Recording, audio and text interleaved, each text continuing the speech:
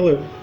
So today we're going to talk about Menander's play Samia, or The Girl from Samos.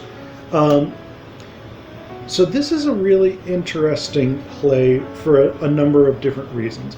As I had said in my video about Dyskolos, that's the only Menander play that exists almost entirely intact. Samia, a large portion of it is intact, especially through Acts 3, 4, and 5, but in the first two acts there are substantial pieces missing. And so I am going to talk about that. But it's also a really interesting play because, one, it has a very conventional 5-act structure, which is significant because Menander is one of the earliest writers whose work does that. This becomes really very much the standard for, I believe, Roman comedy is mostly done in 5 acts. Renaissance drama in Europe is done almost exclusively in 5 acts. At least English Renaissance comedy and English Renaissance tragedy as well. The 5-act structure becomes really similar, and I think that's true. That's true also for most of what I've read of like Golden Age French drama, classical Spanish drama, but I haven't read as much of those. Into the modern period, the 5-act structure remains a major organizing strategy. And so this play is really broken down into a very effectively organized 5-act structure, which again is not something we get with earlier playwrights whose work exists. So we don't see it in Aeschylus, we don't see it in Sophocles, we don't see it in Euripides, we don't see it in Aristophanes. The other thing that's really interesting about this is that it has an extremely heavy reliance on what's called dramatic irony. And if you're not familiar with what dramatic irony is, it's when the audience has information that characters don't have, and characters make mistakes on the basis of not having that information. So the basic plot line of Samia is that Motion wants to marry Planjon. So Motion is Demeas's adopted son. Planjon is Nicaratos' daughter. They're neighbors. Motion and Planjon have had a baby while their dads were gone, because apparently their dads were gone for a long-ass time. So they've had a baby, but they want to keep it on the QT. So the baby is being looked after by Chrysis, who is Demeas's mistress. We'll talk more about her later, because she's a kind of interesting figure. But when Demeas gets back, he and Nicaratos have decided that...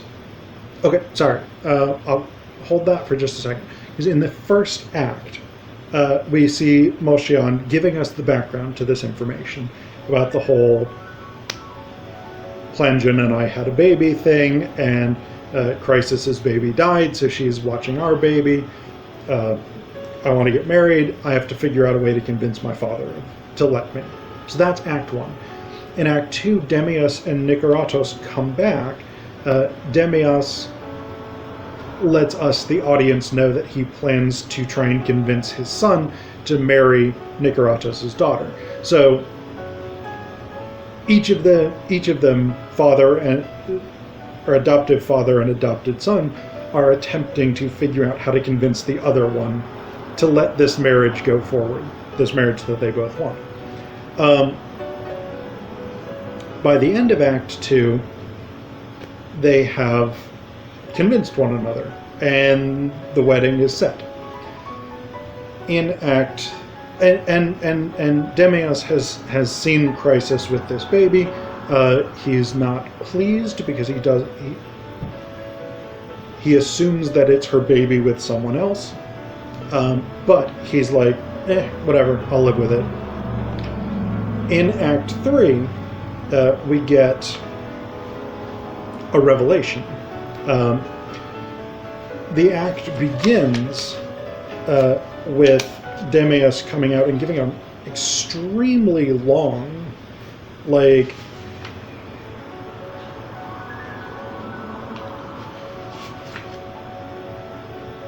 almost 80-line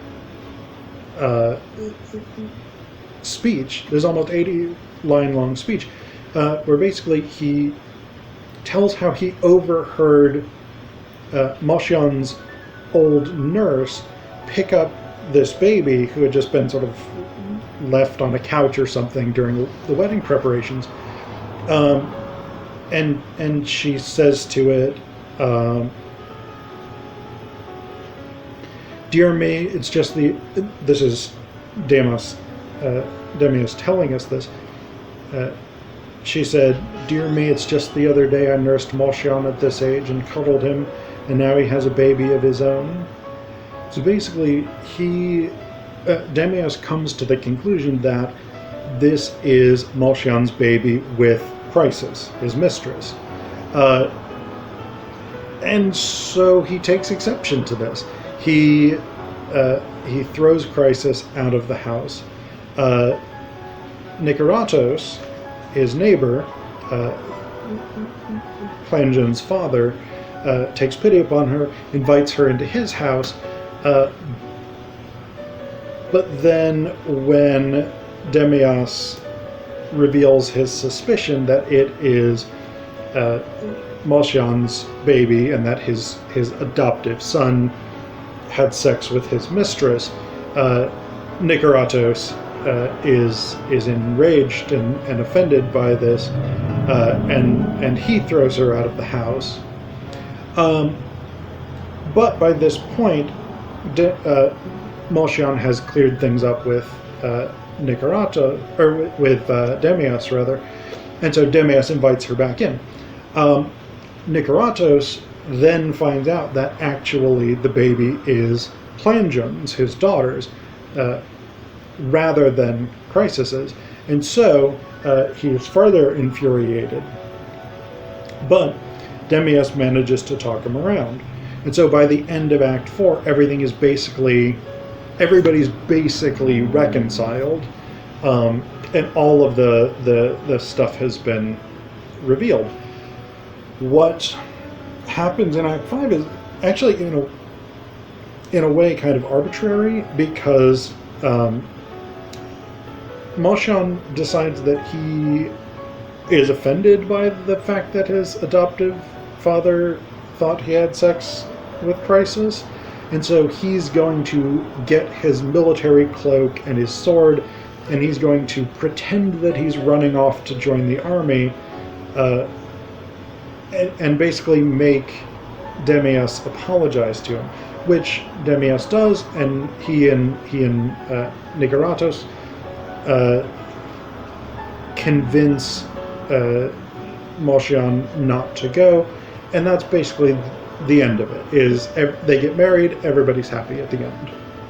So that's the overall thrust of the play. But there's a couple of things I do want to talk about. One is how fragmented this play is, and what we kind of get in place of these missing pieces. So I think we can get a really good sense of what this fragmentation of the text looks like just by looking at the first speech of the play. So in the opening speech, Moshyan is giving us a lengthy monologue.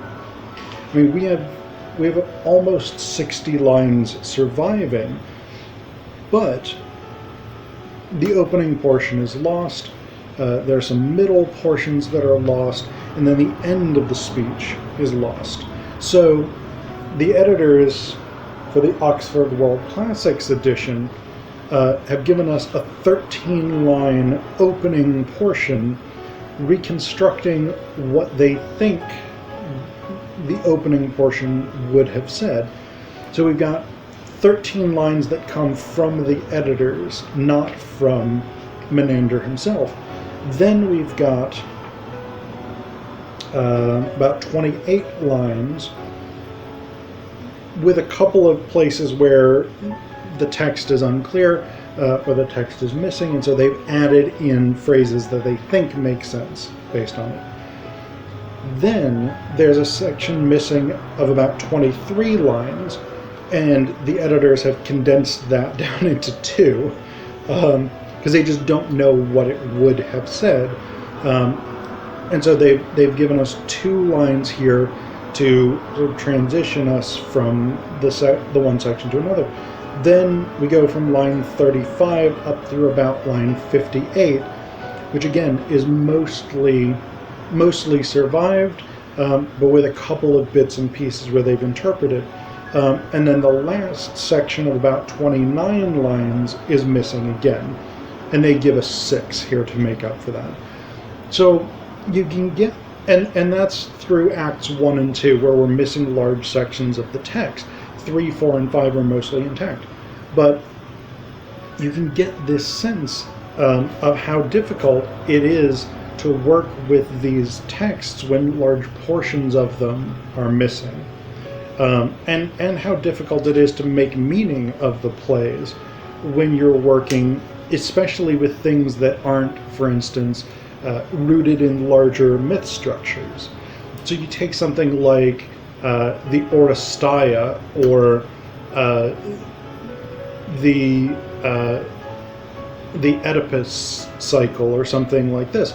Like those myths are recorded in enough other places that you can figure out the broad story outlines even if you're missing portions of the plot. But when it's something like Samia, you don't have it recorded anywhere else unless someone happens to have written down what the plot of Menander's play was about. And so it's incredibly difficult to work with texts that are as fragmentary as the texts of Menander often are. The last thing I want to talk about is Chrysis, because she's a really interesting figure to me. Because for a separate project, I've been doing a decent amount of reading lately on the Hetaria, the figure of the Hetaria, which was... So in ancient Greece, there seem to have been 2 broad classes of prostitute, though there's disagreement about how much the differences actually existed. So there were pornai, who everybody pretty much seems to agree were just sort of standard streetwalker type prostitutes. And then there were Hetaria. Hetaria are a much more contested class in terms of what exactly they did. A lot of the discussion of them locates them at symposia, meaning they were sort of companions. And actually, Hetaria is often translated as companion because it has the same root word in Greek as companion. But it's also often translated as courtesan. We might think of... The impression one gets, I think, is high-class escorts. Like people who are very cultured, very educated, people who know art, philosophy, conversation, whatever it is, and they can come to these wealthy elite parties and things like this, and they can be both sort of entertaining companions, but also they are there to have sex with men. So that's one interpretation of the Hetaria, is that they're these sort of upper crust prostitutes who go to symposia, and they can perform music, they can talk about poetry, philosophy, whatever it is you talk about at symposia. Another potential interpretation, and actually that's Rebecca Kennedy, who's a contemporary classicist, has actually argued that the roots of Hetaria were in the symposium, but not as prostitutes, as elite citizens' wives, or sort of well-to-do female elites, who played a major role in the symposia themselves and were not actually prostitutes. But by the time of Menander, I think they very clearly would have been prostitutes. But one of the things, and there's some indications that Hetaria often sort of were attached to one or just a few men, and that they were more like long-term mistresses than run-of-the-mill prostitutes. But there's also a lot of really interesting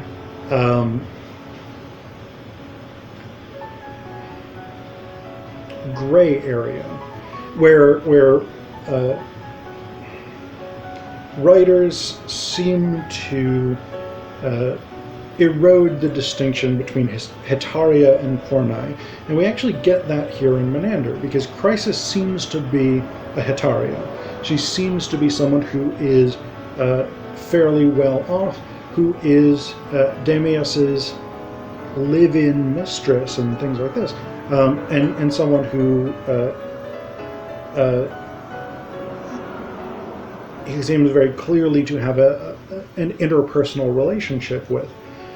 But as he's throwing her out, he says, "A fine figure you'll cut. Yes, you'll see exactly who you are when you're in town. The other girls, not in your style, Chrysis, who only earn 10 drachmas, all run off to dinner parties and they drink wine neat until they die, or if they don't accept such invitations readily, they starve." So here we get a sort of breaking down of the distinction between Hetaria as someone who's sort of privileged, looked after, educated, etc., and the Pornai, someone who is very clearly just used as a sex worker. And so she's an interesting figure. She's also partially a mysterious figure because we learn very little about her. We don't get... She does speak, but she doesn't speak very much. So Chrysis's perspective on her role in this society is largely left undiscussed.